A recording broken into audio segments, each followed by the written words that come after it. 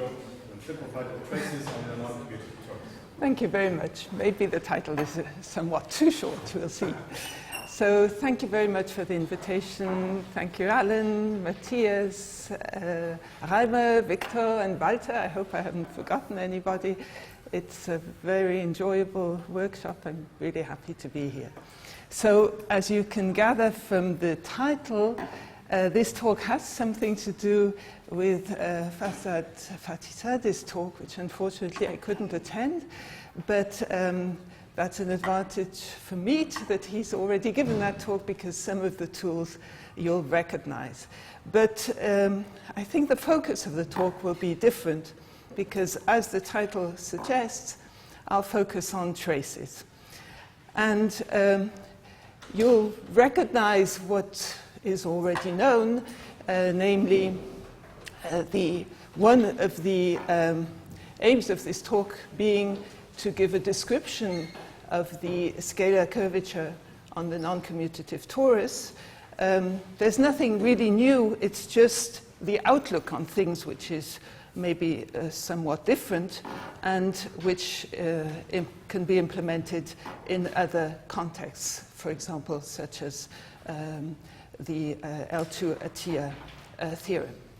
Okay, so I'll start with a formula and then define the ingredients, because since it involves pseudodifferential calculus, if I start a crash course on pseudodifferential calculus, we might all be very bored. So let me write a formula and then explain the ingredients. And before I do that, let me tell you how I'll proceed.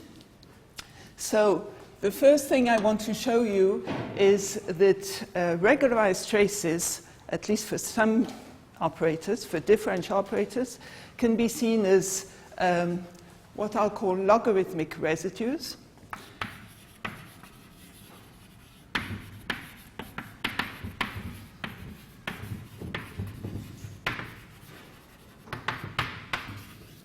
So I'll define this. So this is an instance of a much more general formula which we worked out with Simon Scott.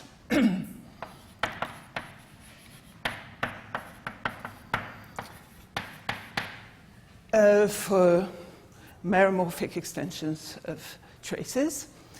Then I'd like to describe the scalar curvature on a 2 torus.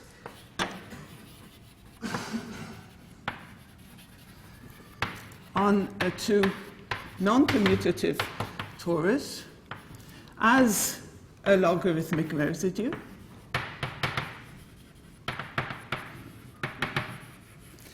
So this is based on joint work with Cyril Lévy and Carolina Neira, 2012. And 3, then I'll just mention this is ongoing work. So index of a Dirac type operator as a logarithmic residue. I won't write it again. And this is based on joint work with Yuko Mikkelsen,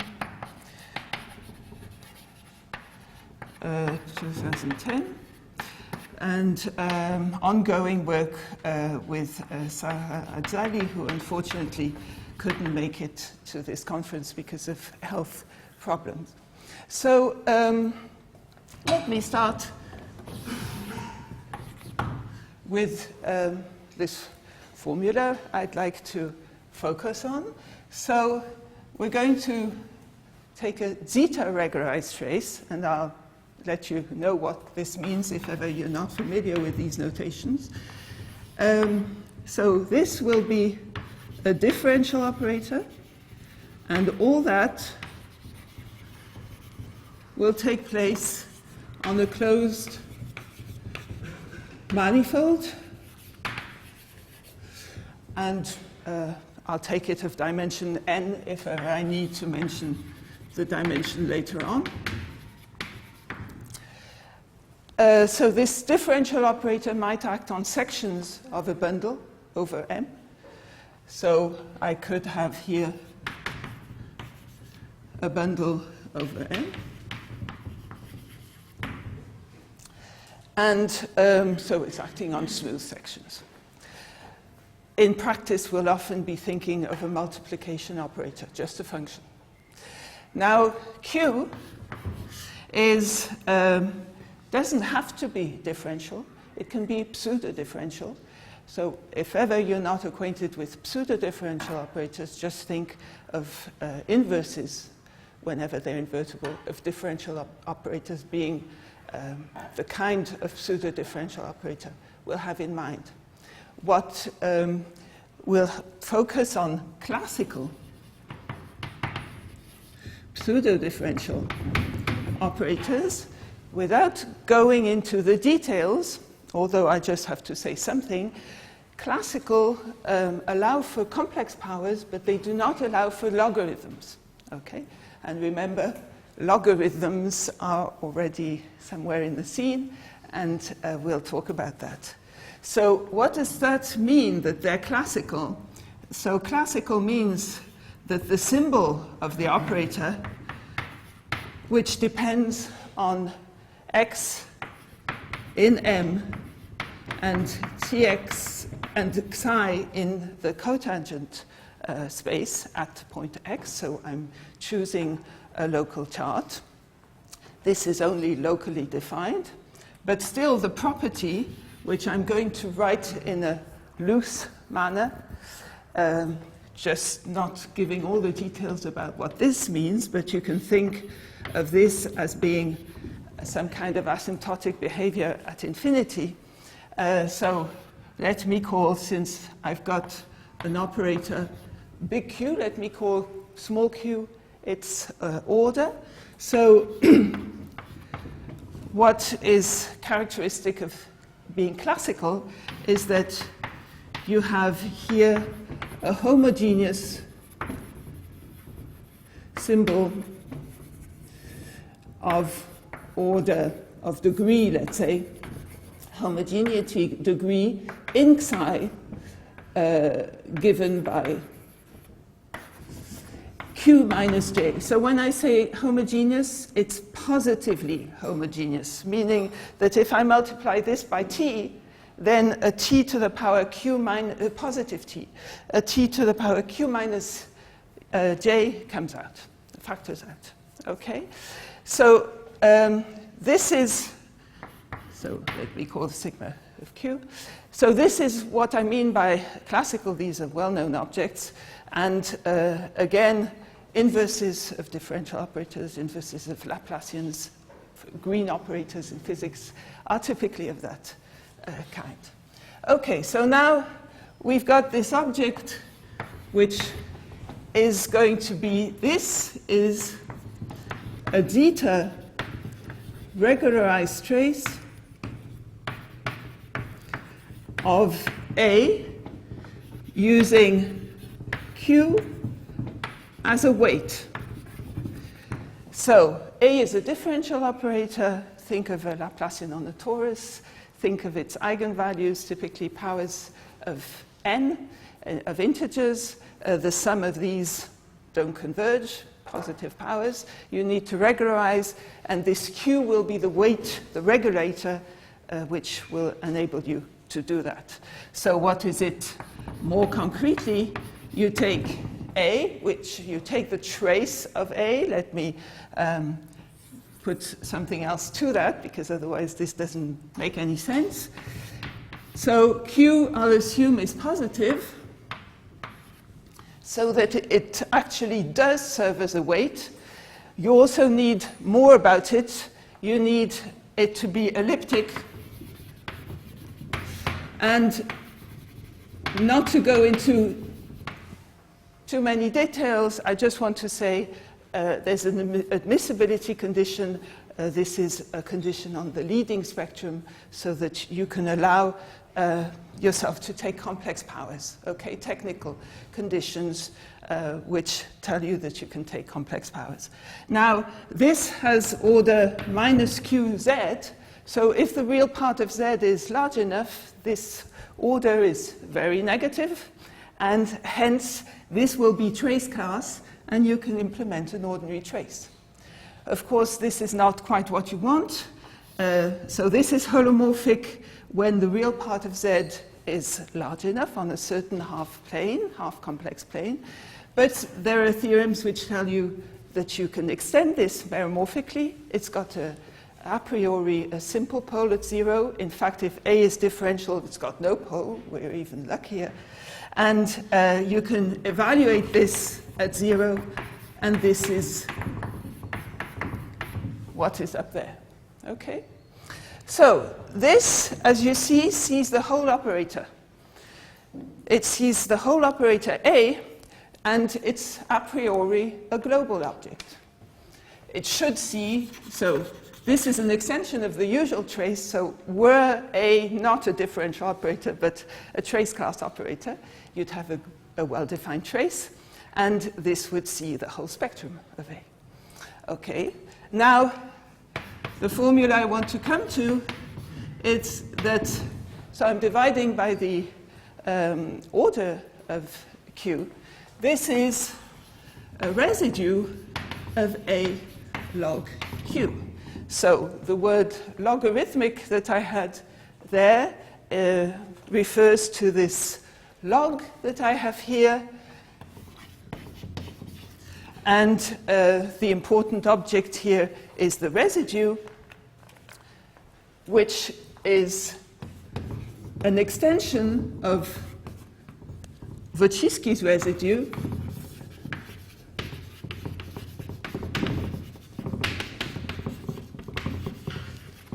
So, for those of you who are acquainted with this, Wodzicki's residue is the only residue up to a multiplicative factor on classical pseudodifferential operators on a manifold. So it's in that far a canonical object. It's defined uniquely. But it's defined on classical pseudodifferential operators. So Wodzicki residue is proportional to the unique trace on classical psi-dios.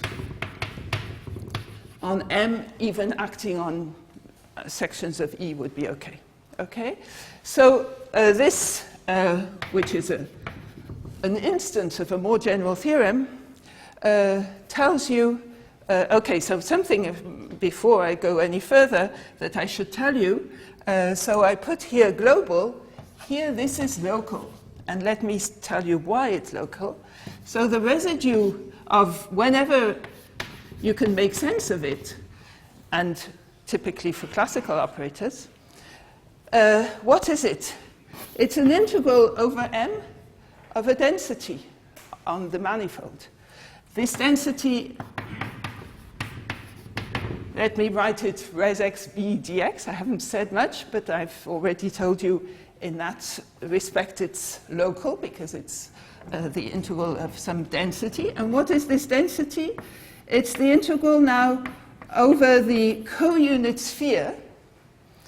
So I can write this to make it a little more explicit.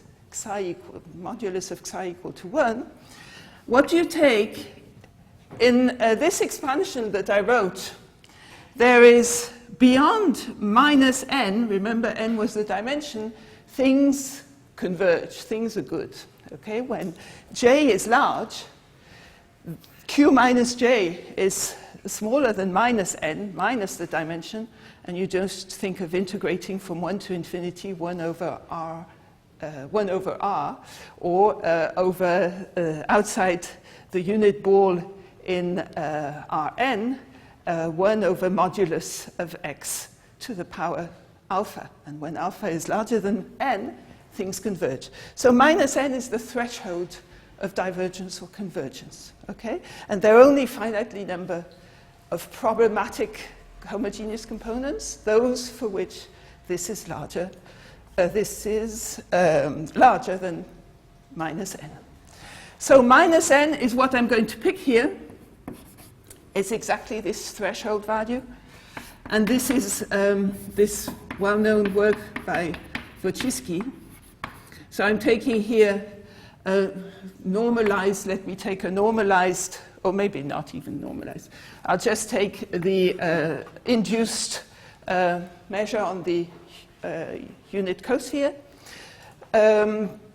So I haven't, yes, so I could have said I'll take here Riemannian manifold, for example. And here I might need, if I'm working on operators acting on sections of a bundle, I might need to take a fiber-wise matrix type trace. This is harmless, okay, because this is just finite dimension. Okay, and here I have a normalizing factor. I might forget at some point. So in that respect, why is it local? Not only because it's of this form, because if this saw the whole symbol, it wouldn't be local anymore. But it only sees a finite number of homogeneous components of the symbol, namely just one, the minus n1. So you have here a global quantity given in terms of a local quantity. This doesn't work for a general pseudodifferential operator. The fact that A is differential, which already contains some locality, is very essential here. Okay, so this is the formula I want to start from, and let me, having advertised this formula, which again is just a very particular instance, let me tell you the drawback. The drawback is that a logarithm is a complicated object. So you might have noticed, and most of you know that, if you think of index theory, this will, in the graded, Z2 graded setup, this will give you an index typically, and this will give you an integral over M of what you might hope to be some kind of characteristic class, or a representative of a characteristic class. But computing, and if you think of index theory, one knows that what is difficult is the heat operator to understand the coefficients and recognize them geometrically. And a heat operator is an exponential. We've replaced an exponential by a log somehow. Okay? The advantage is that we know immediately what to pick, this one. Okay, so that's an advantage. Okay, so let me just relate it, since, so so I think this one should be second.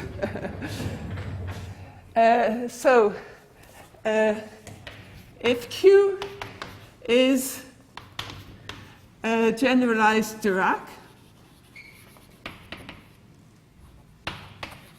Laplace operator. So I've already said something I have at the back of my mind. The square of a Dirac could be one of those. So then this is just to ensure some positivity of the leading symbol. Then this object,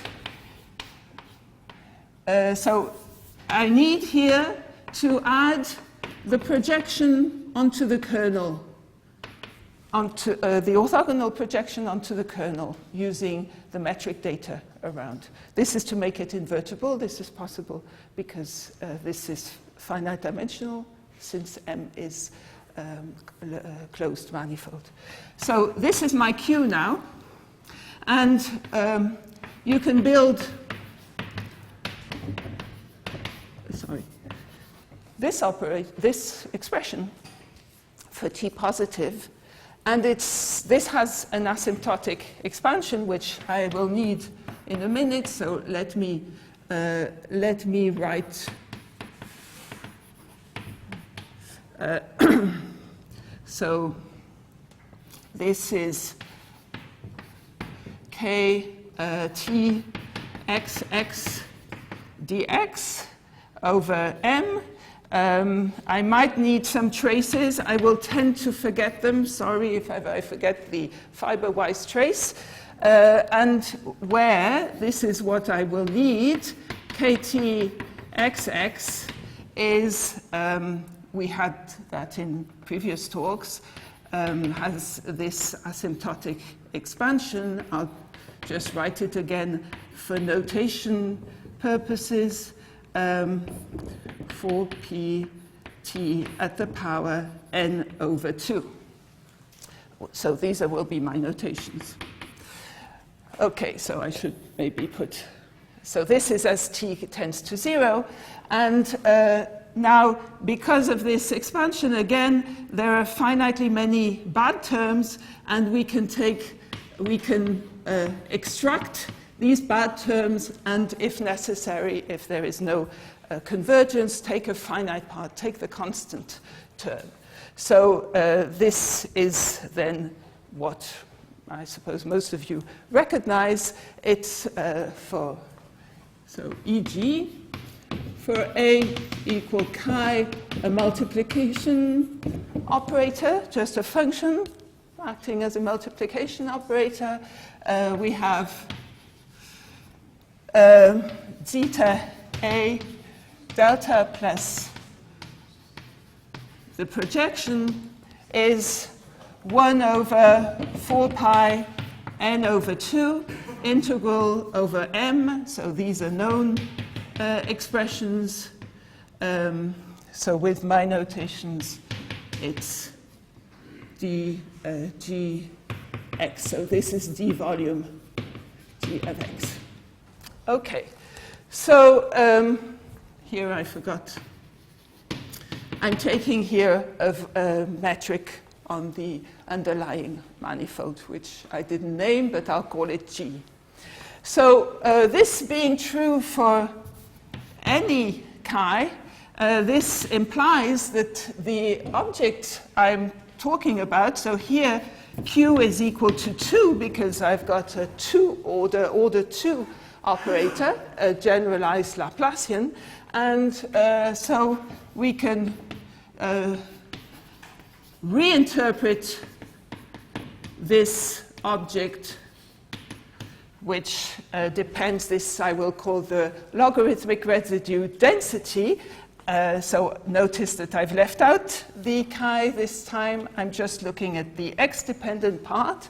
And this is, so let me see if I get this right, minus 2 over 4 pi n over half an over 2x. And then here there's still a determinant, a root of the determinant of the metric. Okay? So as you see, it's not a new object because it's known, but it's, I think, useful to see it as coming from an extended residue. And this is the point of this talk. So now, how do you so 2 remarks.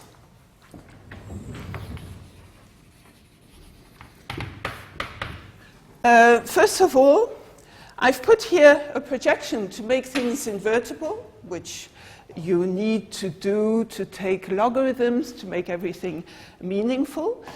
But as a matter of fact, what I could have added here a smoothing operator, modifying this projection, which as a projection on a finite dimensional space is a finite rank operator, hence smoothing.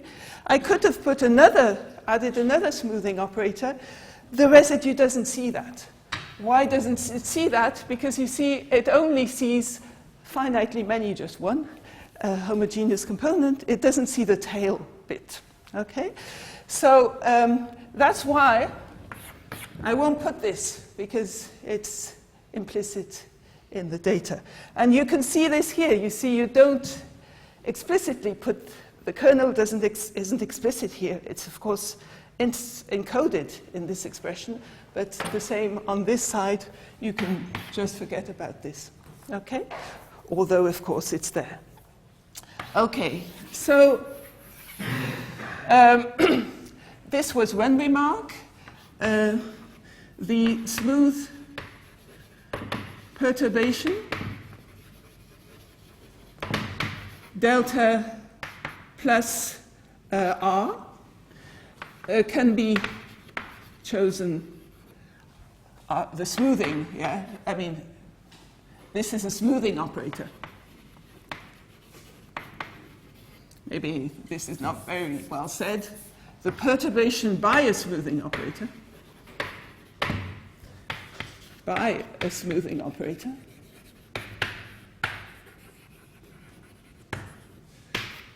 can be chosen arbitrarily.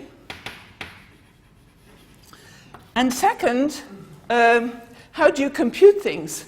So there are various ways of computing.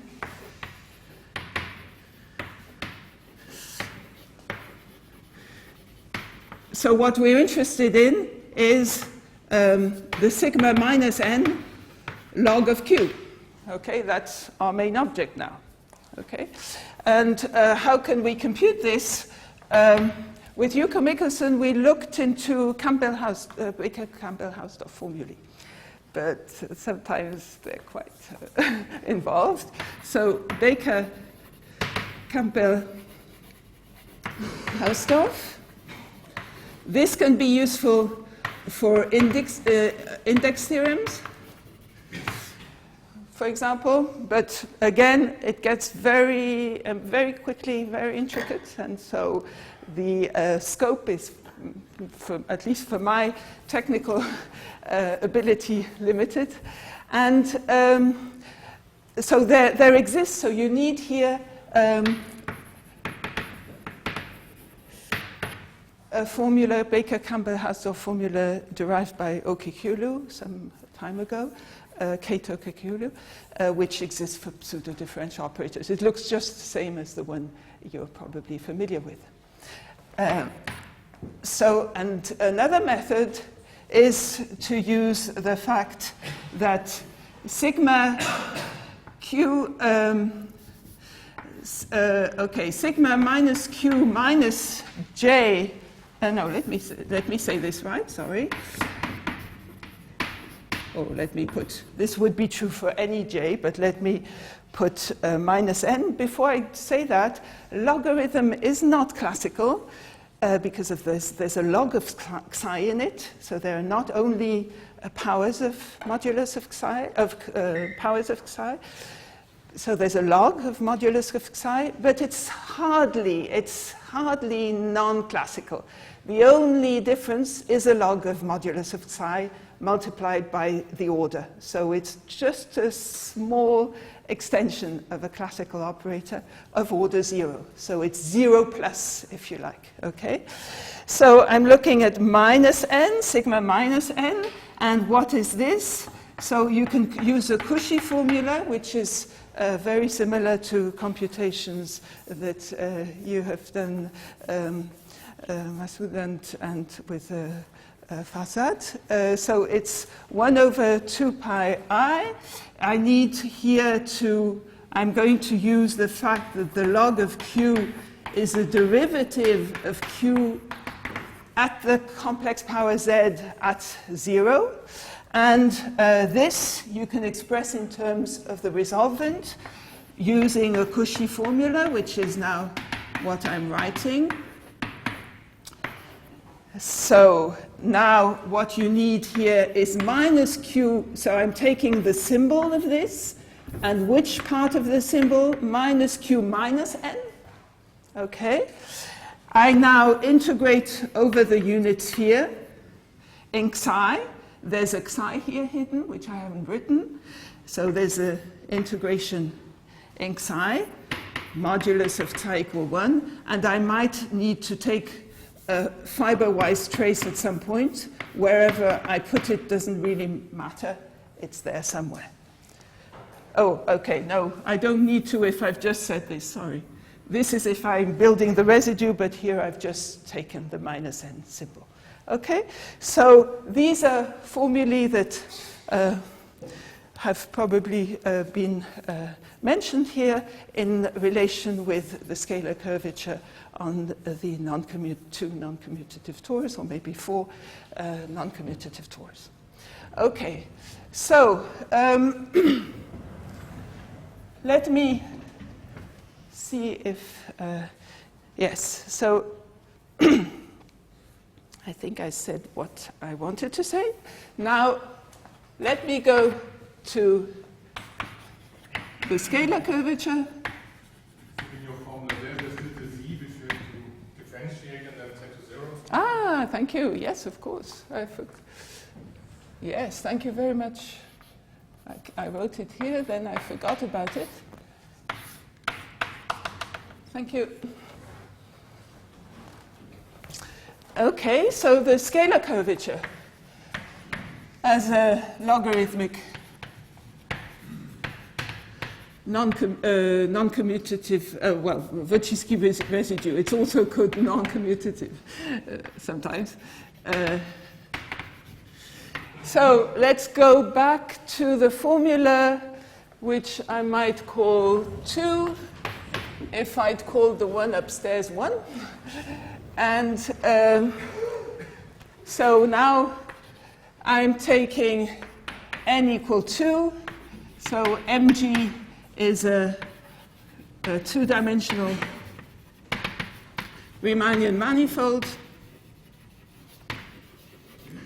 for which we know that A1 of x is the scalar curvature over 6. So these are conventions. I might get the pi's and etc. wrong, but up to some coefficient it should be right. So applying formula 2 gives you that A1 of x, that SG of x, which isn't the way you would read it here, of course, but is minus, so 12 pi, let me see if I, yes, residue x of log of delta g. So q is now as nearly as before, but now the Laplace Beltrami operator. Okay, so as I'm forgetting something, I need to divide by the volume of the metric. Okay, so this gives you an expression of the scalar curvature in terms of the residue. It's nothing new in essence, because as you saw, these things are computed using the resolvent, which methods that have already been implemented in this context. But it's, I think, maybe interesting to see the scalar curvature this way, or index densities this way, because then you might hope to extend them in a more abstract manner to, for example, abstract pseudodifferential calculus of Konen-Moscovici, maybe. Okay, so now the two non-commutative torus case. Since I think there has been a nice exposition on the geometry of the or the algebraic counterpart of the geometry of the non-commutative torus, let me just formulate it very loosely in terms of analogies, okay? So that also for those who are not familiar with that, you might then get a feeling for what's happening. So what we're using here, so this is with Cyril and Carolina Neira, what we're using here is global pseudo-differential calculus inspired by Turunen, Rudzansky, and Turunen, who did it in the commutative case. Okay? So it's a kind of discrete version of Kahn's discrete you can see it two ways. You can see it as a non-commutative version of their global. They also call it toroidal calculus. Or you can see it as a discretized version of Kohn's pseudodifferential calculus in the non-commutative setup. Okay, there are two ways of seeing it. What is the advantage before I present the essential ideas, which are very simple? The advantage is that the quantizing operator, which takes you from a symbol to an operator, is one-to-one. So that makes things easy. Yeah? Usually, as most of you probably know, there is not a unique symbol assigned to an operator. There is a smoothing part freedom, which is often somehow annoying because you don't really know what you're talking about. You're talking about symbols up to a smoothing part, okay? So here the correspondence is one-to-one. I won't insist on that, but that makes it very comfortable. So talking about a symbol or an operator is the same thing. So let me start with the commutative setup, Tn, so the torus. And then go to the Pontryagin dual. So discrete Fourier transform, you could see it like that.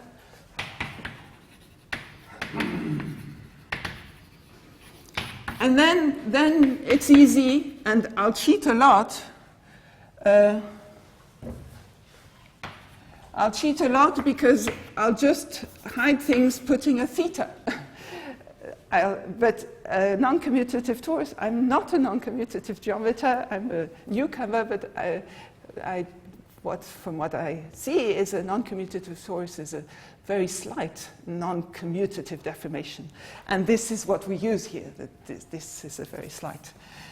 So what is theta? It's antisymmetric real n times n matrix here. Okay, so it'll all look rather easy because I'm somehow cheating, but it makes things easier to present. So how are we going to describe a smooth function? We're going to describe it by its discrete Fourier sequence of Fourier coefficients, and this is in Schwarz functions on Zn. Okay, and now we're now going to replace this. Sorry, this is a mistake. Yes, I should put k. I often make this mistake. I should put k because here I'm in Zn and not as I wrote. Okay, this is in. So let me put k, and here I'm in Zn. And now this is where I'm not going to tell you everything. I'll tell you where the theta comes up. But this, if I call this A, then this will be an A theta. Okay? But it's also got a Schwarz decay. Okay? And so where do the theta come up? So this is a sum of f k uk of x. And what are the UKs of x? They're of this form, and of course UK and UL commute, and that's where the theta comes in. Now we'll have UK and UL not commuting, and the theta is inside the cocycle which measures this non-commutativity. Okay, so that's where it is, and once you've seen things this way, then everything kind of just carries over to the other side. So what does it mean to differentiate here with respect to the jth coordinate? It means here that as a function of k, you've multiplied by kj. And so here we're going to define the same type of thing. So from some AK UK, we'll go to this. Remember that K is in Zn, okay?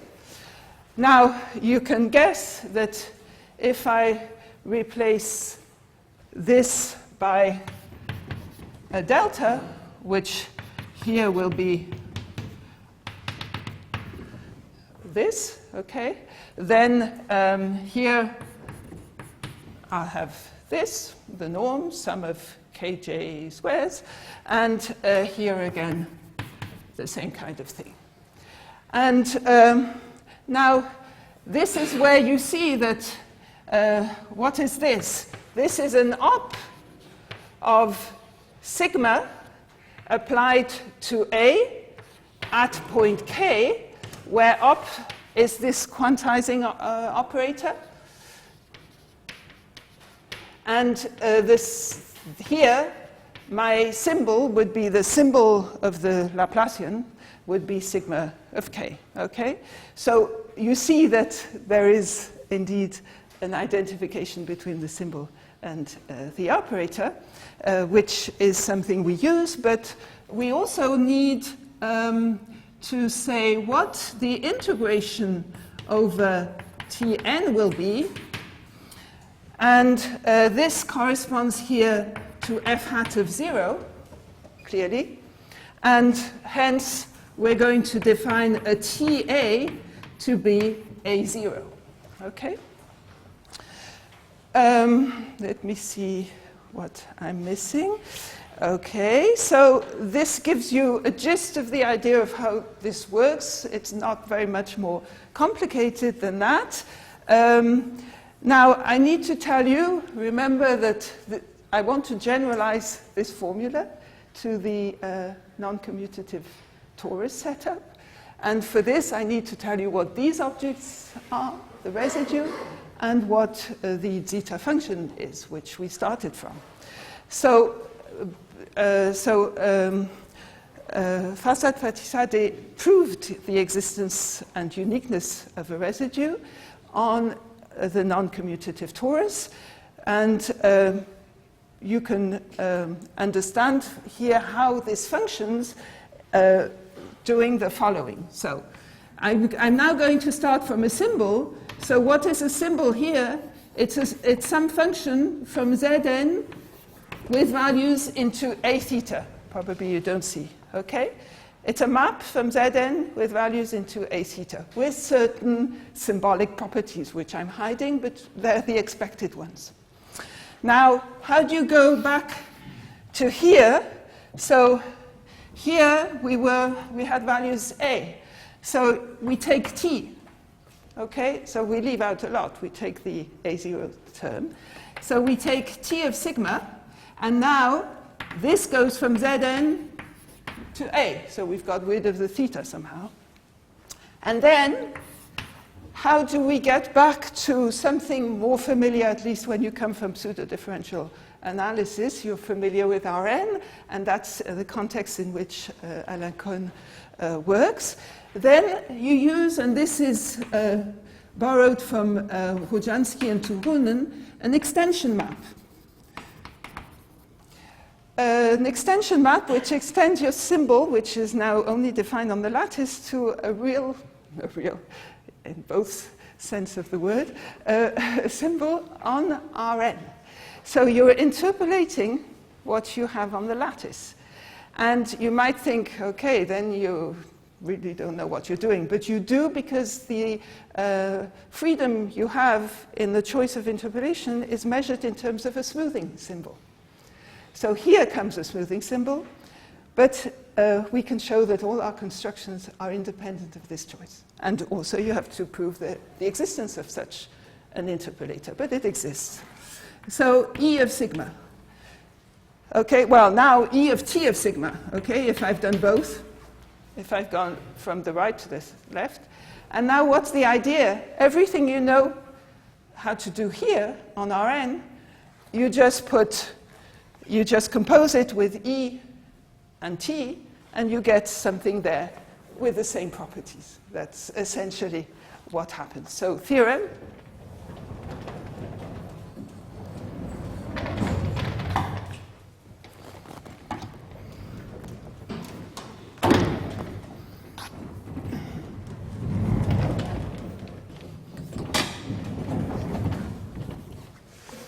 Okay, so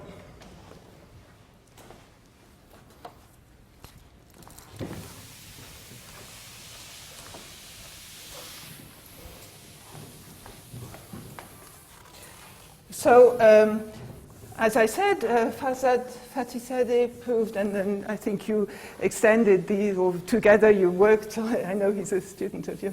So you did all that again in more general situations. The uniqueness existence, of course, and uniqueness of the residue, which is also, of course, a fundamental result on closed manifolds and can be extended to the non-commutative, in fact, n torus. The fact that it's 2 doesn't make much, doesn't play any role here.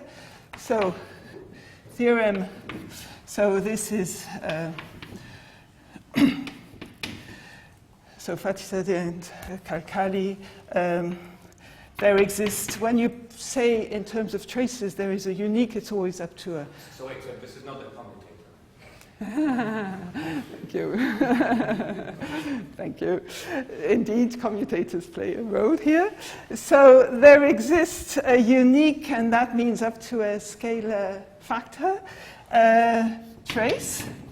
Now, so what they proved is that it is singular if it is singular and continuous. For their proof, you need these two assumptions, which are implicit. Singular meaning that it vanishes on smoothing operators. Continuous in some comfortable topology adapted to these classical pseudodifferential operators. And so, let me put it this way. Pseudodifferential, but they have to be classical, okay? On t theta n. Okay,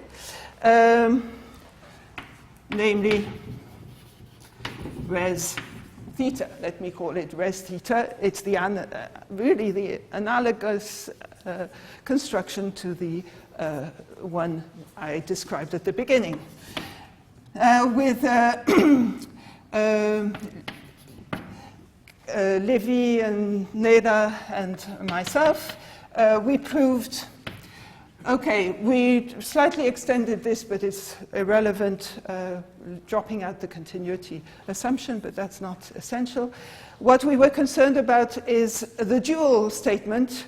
There exists a unique, let me put it in inverted commas, and you'll see why, so in fact here they're thinking of integer order, but it's all the more true if it exists on all order. And here we're doing something strange, but for physics, at least with some concern about physical issues, it's relevant. Namely, so this is the analog of Kontsevich and Vishik's canonical trace. That, that was already there before that, but that became popular with a long paper they wrote on conformal determinant anomalies. So when I say trace, you can well imagine, so this is an unusual object. I'm taking non-integer, product of two non-integer operators can be integer operators. So when I say trace, I mean whenever you stay in that class, okay? And then, so this, you can, what we called with Simon Scott the defect formula extends, and in fact in much more generality, but so that it rings a bell when you read this, let me write it in a very similar manner to what I wrote at the beginning. So this involves this extension. This extends the usual trace, the TR I wrote at the beginning. It gives you the meromorphic extension for free. You don't need to worry about building a meromorphic extension. This is the object which gives it for you. And so this means T r theta A Q minus Z. And I don't need to do, worry about meromorphic. It's already meromorphic. Okay, and so you have here res theta A log Q. So of course, this one, remember, was on classical pseudodifferential operators. So it's part of this statement to prove that it extends, okay? Because this is not obvious. What is not obvious is that the density that this defines is a well-defined density that it integrates. Okay, so in fact, the general formula, I'll just write it to you for you because I think it's interesting. The general formula that you have, which can be interesting for other purposes, is this one. And I can write it for theta, but there must be something functorial about all this because it's, wherever you look, it works in the same way, is minus 1 over alpha prime of 0 res theta A prime of 0. That's where it comes from. And here, this is AQ minus Z. Okay? And alpha is the order of A of Z. So this was part of this result with Simon Scott. And I think that there is something to this formula which yet needs to be exploited.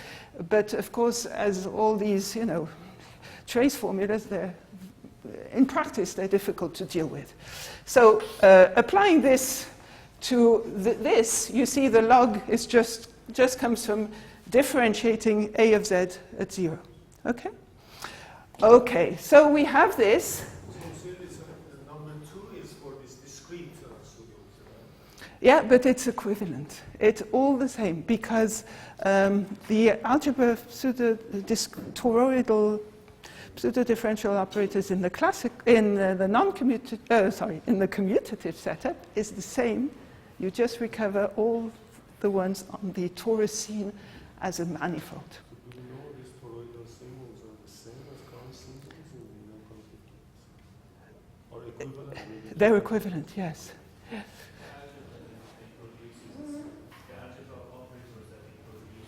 It's the same, that's right. The advantage being that the quantization is one-to-one. Working with discrete objects is not, as one might expect, simpler than working with continuous objects. So I'm not sure where's the, Okay, so corollary. Well, corollary, no, definition, I should say. Yes, and for this definition, I need, and I think time is short, so let me see. Oh, very short. So I'll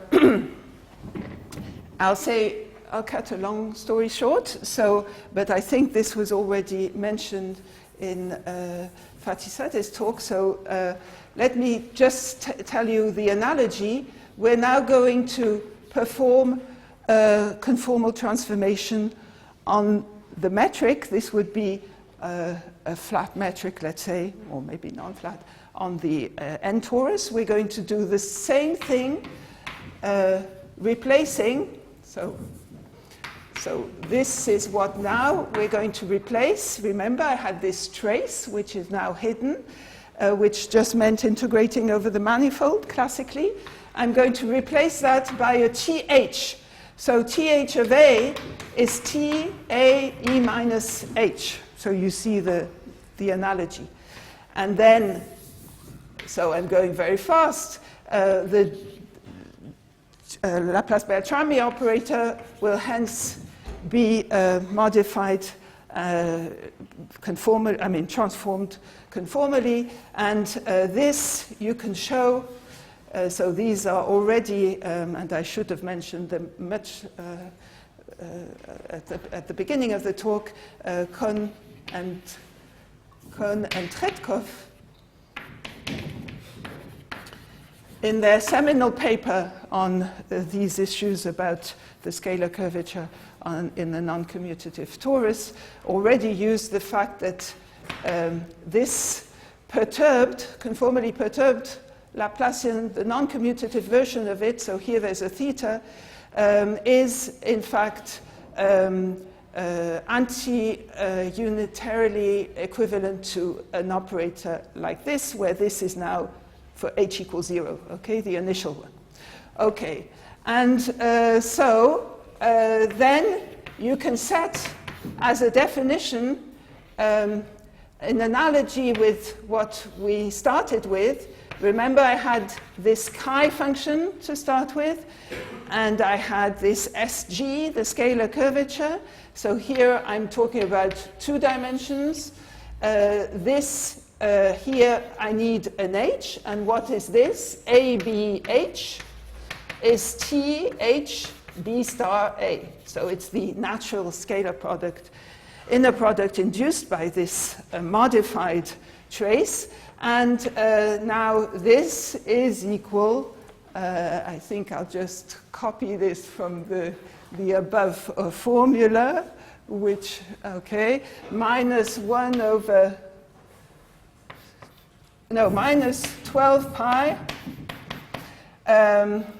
res. So here I'll put a res h a log delta h, okay?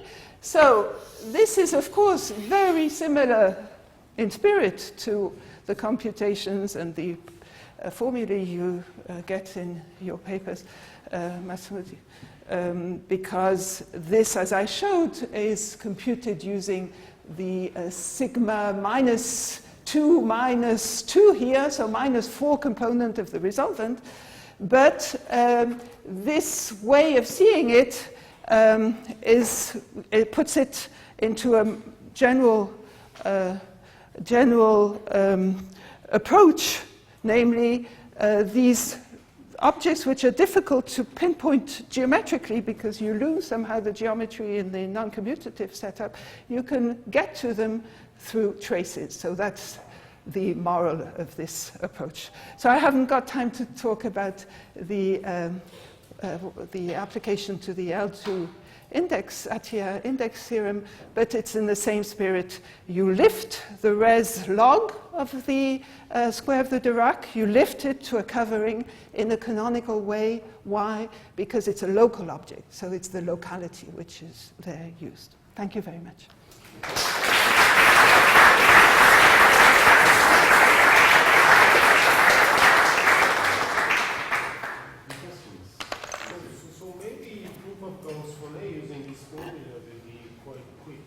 Really?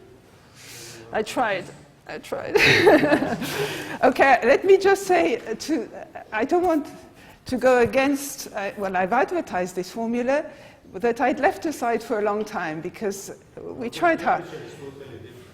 Okay, I don't know, but let me just tell you that Simon Scott and Wodzicki worked on trying to prove the Riemann-Roch formula using this, yes, which is an index formula. You just put, well, in my initial formula, you just put a small script s for super.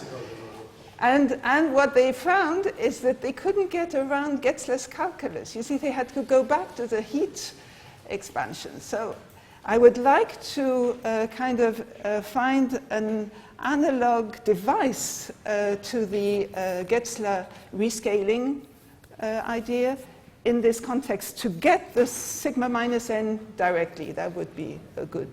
By the way, we were using this Kontsevich and Vishik trace to compute the curvature of the terminal line and non-commutative torus. Ah, yes. Okay. This is useful, indeed very useful device, this Kontsevich and Vishik trace. Okay. Extremely useful. Okay.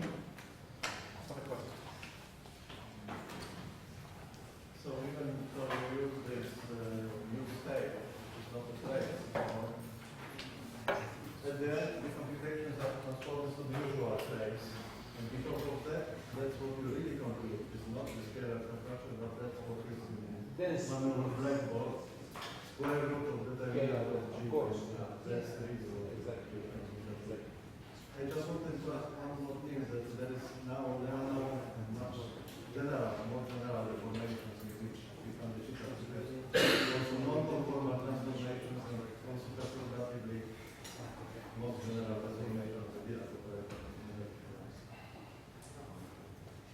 be computer in this way. Okay. Well, I'd like to discuss that with you. Thank you.